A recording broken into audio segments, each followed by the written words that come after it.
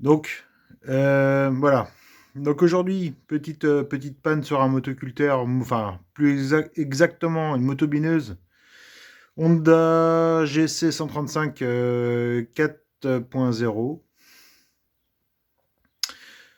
Alors, le problème qu'il y a eu, c'est que c'est une motobineuse en fait qui s'est couchée sur le côté pendant son fonctionnement. Et le problème qu'il y a eu, c'est que la personne, donc le client, on va dire ça comme ça, le client, sachant que le moteur s'était arrêté, a redémarré tout de suite. Donc le truc à ne jamais faire. A redémarré tout de suite et du coup en fait il s'est mis à fumer, à fumer, à fumer et il a fini par se noyer et s'éteindre. Bref, ça s'annonce pas très bien quoi. Donc je vais démonter le moteur et puis on va creuser un peu plus loin quoi. Parce que donc déjà ce que j'ai effectué dessus, alors en première instance j'ai démonté le carburateur, je l'ai nettoyé, je me suis dit que peut-être qu'il y avait de la saleté dans le réservoir et que le carburant a pu absorber étant donné qu'il a été couché. Une fois bien décrassé tout ça machin, j'ai bien vu que c'était pas ça. Donc là, il restera plus que le moteur. Puis effectivement, il y a quand même une petite perte de compression.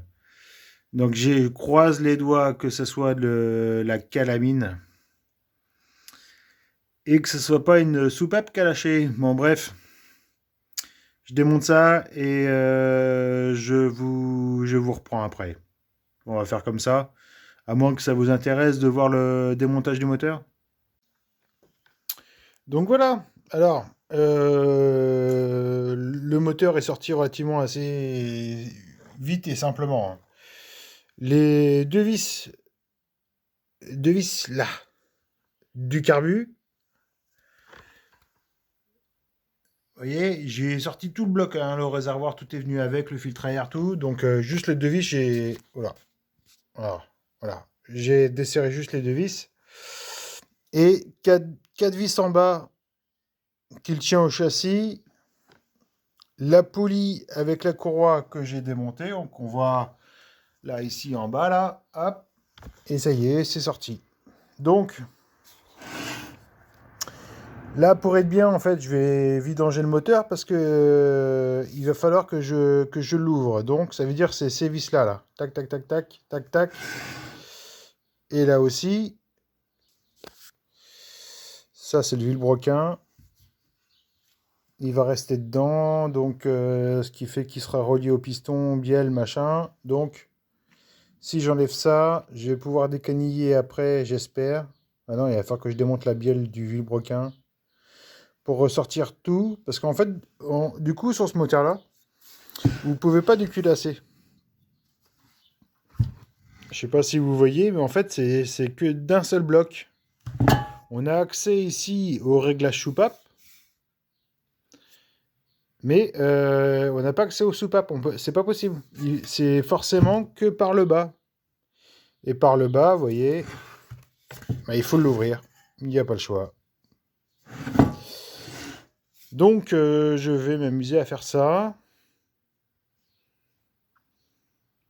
Donc là, si vous n'avez pas énormément de connaissances, vous inquiétez pas. Là, pour le moment, il y a rien de compliqué. Une fois que le carter il va être ouvert, il faudrait réussir à le sortir d'ici sans abîmer le joint spi qu'il y a ici. Et dans la logique, tout va rester en place, hein. Vous n'allez pas avoir un amont de pièces qui va tomber d'un coup d'un seul. C'est rare et c'est très peu probable. Par contre, la chose à pas oublier, c'est de vidanger l'huile du moteur. Ça, c'est obligatoire, sinon vous allez en foutre partout. Petite vidange express.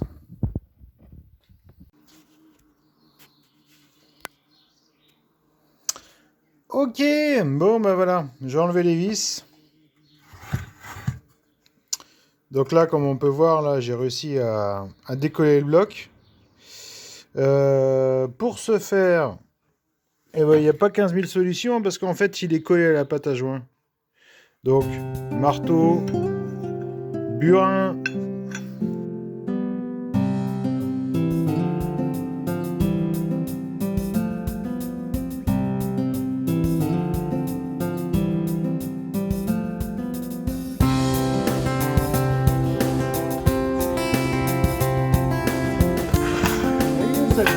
Voilà, super. Super, super, ça. Donc là, la rondelle, elle est là. Voilà. Donc, le plan de joint est nickel. Il y aura juste à le nettoyer, il n'est pas abîmé. Ça, c'est bon. Donc, ça se présente comme ça. Est-ce que vous voyez comme il faut, là? Ouais, à peu près. Bon, je fais au mieux, hein. Là, vous avez la courroie de distri. Villebroquin. Là, vous avez la bielle. Donc, c'est ça qu'il va falloir que j'enlève pour pouvoir retirer le vilebrequin et ensuite le piston. Donc, il va y avoir un calage moteur à faire. Un calage moteur. Je sais pas encore comment... Je sais pas encore comment ça se passe pour le calage moteur. Donc, je vais voir. Là, j'ai quelques petits traits, tout ça, machin. Je vais faire mes repères à moi et puis ça sera très bien. Hein? Allez, je démonte tout ça.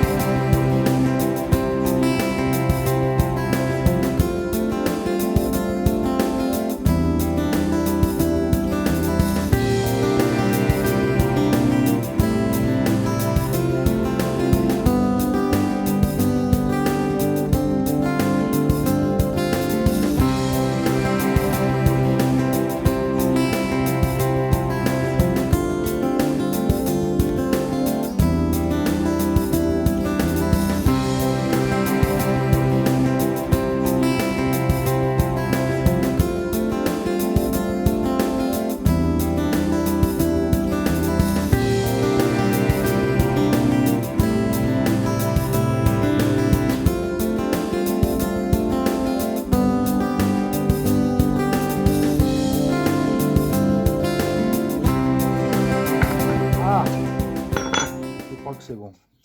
Ah bah vous voyez plus rien. T'es ballot.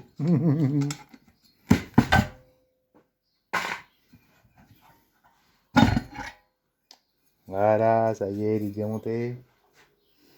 Il était bien collé.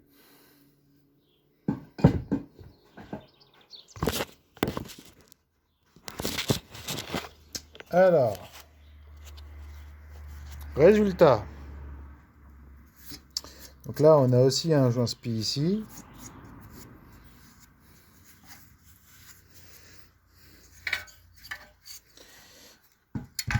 Et de l'autre côté, voilà.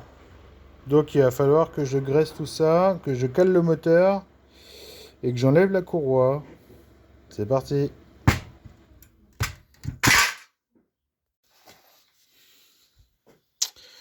Donc là, pour le calage, j'ai fait une marque ici sur le pignon ici en alignement de ce trait là. D'accord. Et pour la cam, on va dire ça comme ça.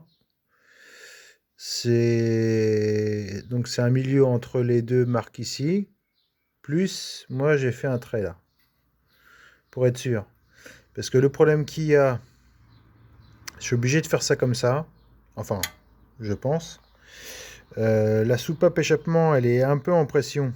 Donc quand je vais enlever la courroie, il va bouger, c'est forcé, c'est obligatoire. Alors pourquoi j'ai fait ça comme ça? Parce qu'en fait le piston, il est au point mort bas. Ce qu'il faut penser, c'est que pour retirer le vilebrequin, il va falloir que je pousse la bielle pour pas qu'elle gêne, pour que je puisse sortir le vilebrequin. Donc il faut que je me mette en point mort bas. Si je me mettais en point mort haut, j'avais pas de jeu pour pousser la bielle.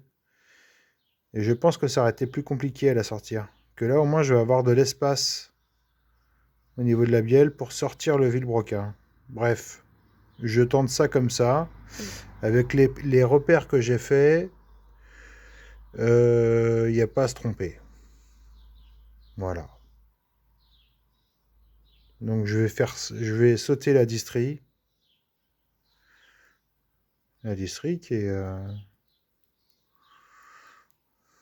bien étendue. Mais bon. Donc c'est bien de regarder ça avant. Et limite, pour ceux qui n'ont pas l'habitude, vous prenez une petite photo de vos repères, de la position du piston par rapport à la bielle et de votre poulie d'arbre à cam. Mais de toute façon, hein, vous avez qu'un cylindre, il y a très peu de chances que si vous faites vos propres repères, il y a très peu de chances que vous vous trompiez. Hein. Allez, je fais sauter ça et je démonte ça.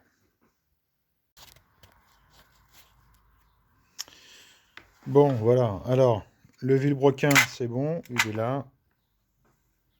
Donc là, on va sortir le piston. Est-ce que je vais réussir d'une main? Je sais pas. Ça m'a l'air d'être bien compromis, cette histoire.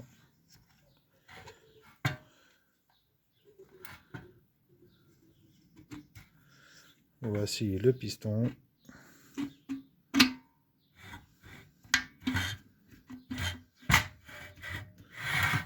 D'une main, c'est pas facile. Hein.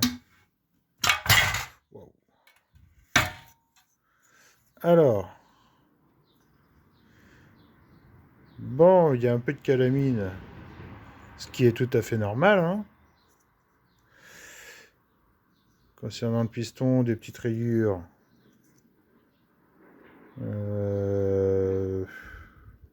Bon, c'est pas très méchant. Mais moi, ce qui m'intéresse, c'est ça.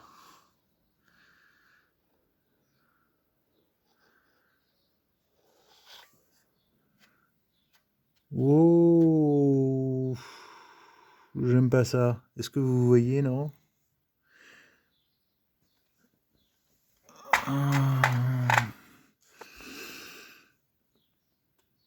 Bon, bah, je crois que les mauvaises nouvelles continuent. Je suis pas sûr, mais je crains que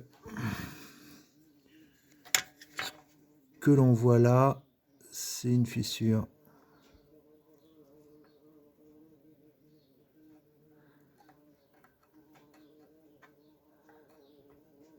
Ah oui.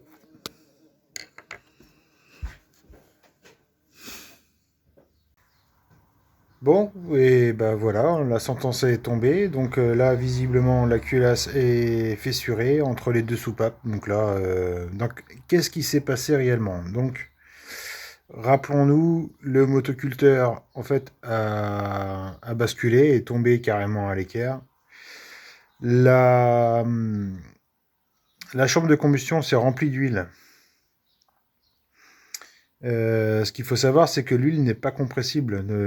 Donc, en essayant de vouloir redémarrer, ça a causé une pression telle que la culasse n'a pas tenu, quoi. Voilà. Peut-être qu'elle avait aussi quelques failles, mais même un engin neuf, ne faites pas ça. Attendez une demi-heure, trois quarts d'heure, le temps que l'huile s'évacue par les segmentations, et ça se passera très bien. Même au kit à enlever la bougie, tirer 2-3 coups sur la corde pour évacuer l'huile, mais bon, bah voilà. fin de chantier. Là, il n'y a plus qu'à remplacer le moteur, mettre un moteur neuf.